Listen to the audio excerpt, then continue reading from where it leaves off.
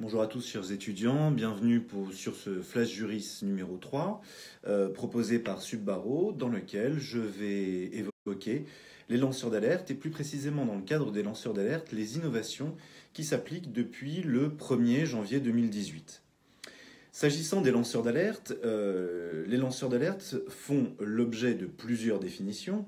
La première des définitions est une définition de l'Assemblée parlementaire du Conseil de l'Europe, une résolution 1729 de 2010, mais il y a aussi une définition qui correspond plus ou moins, celle de la Cour européenne des droits de l'homme, qui l'a formulée à plusieurs reprises, et notamment en dernier lieu dans l'affaire Gouya contre Moldavie du 12 février 2008, mais aussi une définition qui est une définition en droit interne, qui résulte de la combinaison de la loi organique du 9 décembre 2016, de la loi ordinaire de la même date, du 9 décembre 2016, dite loi Sapin 2, ainsi que des précisions qui ont été apportées par le Conseil constitutionnel le 8 décembre 2016. Le 8 décembre 2016, justement, le Conseil constitutionnel, malgré le fait que les différentes définitions apportées à cette notion diffèrent, selon qu'il s'agit du droit européen, du droit de la Convention européenne des droits de l'homme ou encore du droit interne diffèrent, eh bien le Conseil constitutionnel a estimé que cette définition du lanceur d'alerte était suffisamment précise. Alors,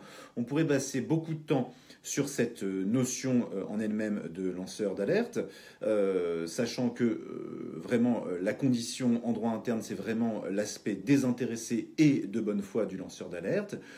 Pour autant, de ce point de vue-là, on ne détaillera pas. Alors c'est détaillé par ailleurs dans un certain nombre de revues, notamment également sur mon blog où je reprends cette définition, mais aussi la cause d'irresponsabilité pénale qui existe et qui figure à l'article 122-9 du Code pénal, où justement on reprend ces caractéristiques et on rappelle que pour être lanceur d'alerte, bien évidemment, il ne faut pas que cela puisse porter atteinte au secret de la défense ou à certaines formes particulières du secret professionnel. Si on évoque cette notion aujourd'hui, qui est une notion vraiment au cœur de l'actualité, c'est qu'à partir du 1er janvier 2018, c'est-à-dire depuis hier, eh bien, la procédure de recueil des signalements doit être mise en place dans les entreprises de 50 salariés et plus. Il faut, de ce point de vue-là, qu'un référent ait été désigné, un référent qui soit un référent externe ou interne. Alors déjà là, ce dispositif interroge. Alors il interroge à plusieurs titres. Tout d'abord, il va interroger si justement ce référent est un référent interne.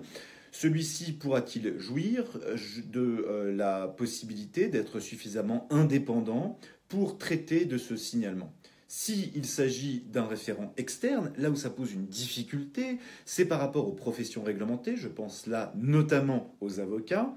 Si on a un référent externe, est-ce que, s'il s'agit d'un avocat, cela ne va pas créer automatiquement un conflit d'intérêts ou du moins un risque de conflit d'intérêts dans la mesure où justement cet avocat représente au moins pour partie les intérêts de l'entreprise en question. Donc ça pose une difficulté qui n'est pas tranchée par les dispositions qui ont permis de mettre en place ce dispositif, que ce soit le décret du 19 avril 2017 ou encore, on va y venir, la délibération du 22 juin 2017, délibération de la CNIL qui a créé une autorisation unique en la matière. Alors, un certain nombre de caractéristiques sont posées en la matière. Tout d'abord, bien évidemment, le respect de la confidentialité, le fait aussi que la procédure concernant le signalement doit être portée à la connaissance de l'ensemble des salariés et que toute procédure, la procédure en elle-même, doit être portée aussi à la connaissance de la CNIL par l'objet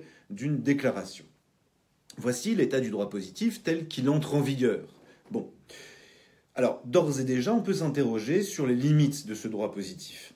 Les limites de ce droit positif, c'est tout d'abord la disproportion manifeste qui existe entre le risque encouru par le lanceur d'alerte et, par ailleurs, le risque qui va être encouru par une entreprise qui s'efforcerait ici d'entraver le lanceur d'alerte. Si le lanceur d'alerte dénonce des faits et il ne peut pas les prouver, il va encourir des sanctions, notamment parmi ces sanctions, les sanctions qui sont encourues en matière de dénonciation calomnieuse, pour lesquelles la peine peut monter jusqu'à 5 ans d'emprisonnement, mais aussi des poursuites disciplinaires pour le lanceur d'alerte.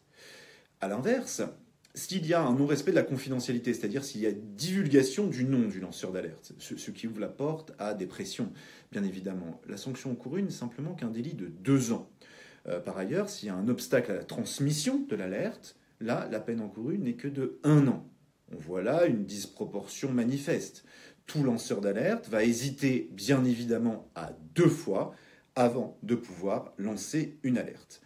Ce sujet était un sujet au cœur de l'actualité déjà dès 2017. Il a d'ailleurs fait l'objet de la note de synthèse de 2017. Il reste au cœur de l'actualité par rapport justement à cette évolution en 2018, par rapport aux lacunes qui viennent d'être évoquées, mais parmi les lacunes, sur également un autre aspect. Cet autre aspect, ce sont les procédures bâillons. Alors, les procédures bâillons, il y a un rapport qui est consultable sur Internet, bien évidemment, de la commission Mazot sur les procédures bâillons. De quoi s'agit-il ? Il s'agit notamment à l'égard des universitaires, mais aussi des journalistes, tout simplement du fait d'exercer de façon systématique des poursuites contre toute personne, finalement, qui viendrait à formuler une critique, notamment en évoquant un certain nombre de pratiques universitaires, ou encore en évoquant tout simplement une décision de justice dans laquelle telle ou telle entité est condamnée. Une procédure bâillon, en elle-même, a peu de chances d'aboutir, et ce, pour plusieurs raisons d'ordre juridique. Bien évidemment, l'universitaire, le journaliste peuvent évoquer la liberté d'expression pour justifier de formuler un certain nombre de critiques. Au-delà même de ces simples critiques, qui peuvent être formulées au titre de la liberté d'expression, il convient de rappeler que le professeur d'université ainsi que le maître de conférence bénéficient d'une protection. Il est indépendant. Cette indépendance est formulée par l'article L 952-2 du Code de l'éducation, mais aussi par le Conseil constitutionnel. C'est la décision du 20 janvier 1984 qui fait des universitaires, ici, des personnes qui sont particulièrement protégées à ce titre même de l'indépendance. Mais une procédure bâillon vise à écraser. Pourquoi est-ce qu'elle vise à écraser ? Parce qu'une entité peut avoir tout intérêt, justement, à faire renoncer l'universitaire à ses critiques.